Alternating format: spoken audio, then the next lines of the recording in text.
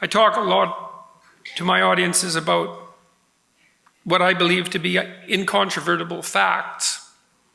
And I think that the fundamental incontrovertible fact is that life is suffering. And I think that that's why that's a primary axiom of religious belief, in some sense almost regardless of the faith, that life is suffering. And everyone knows that, although they don't necessarily like to admit it or to talk about it. I mean, you don't have to scrape beneath the surface very far in someone's life to find a tragedy lurking if the person that you're speaking with doesn't have something pretty awful happening to them right at the moment, economically or socially or within their family or physically or mentally. The probability that someone they love has a problem of that sort is extraordinarily high. And if you happen to be among the fortunate minority for whom that isn't true, well, all you have to do is wait, and it will be true soon enough, and sooner than you think, and worse than you imagine. And everyone knows that. And so it's easy to understand why people become cynical and bitter and hurt and nihilistic. Now, I think there's a progression in life.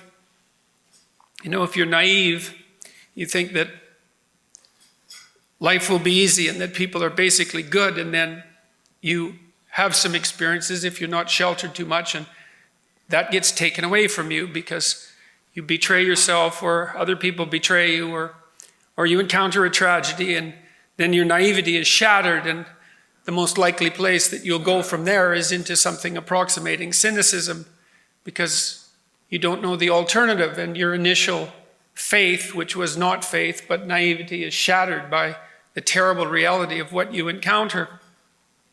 And then as a cynical person, you're more wise than you are as a naive person. And that's a strange thing, because you're worse in some sense than you were.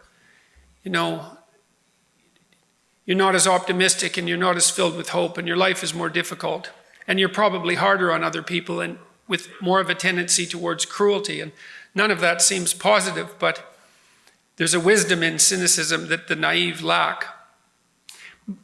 But the problem is there that cynicism is not a useful antidote to, let's say, tragedy and malevolence, because there are places that you go past cynicism as you approach wisdom, and it's wisdom that you need in order to fabricate yourself this sort of vessel that will keep you afloat during stormy times.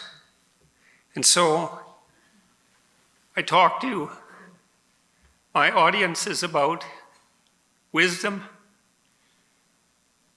and I tell them other things that I believe to be true. It's like, well, life is difficult, and it's tainted by malevolence, and it's cast in tragedy, and you need something to offset that, because otherwise it embitters you. And if you're embittered, then you become vengeful and cruel, inevitably. And then you make everything that's made you worse in turn. And there's no bottom to that, you know, as anyone who's even a moderate student of history soon comes to understand.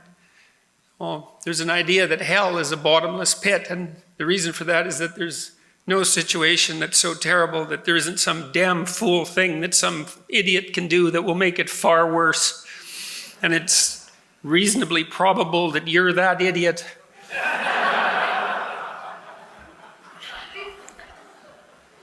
And so the question is, what might constitute an alternative to that? And if there is an alternative, and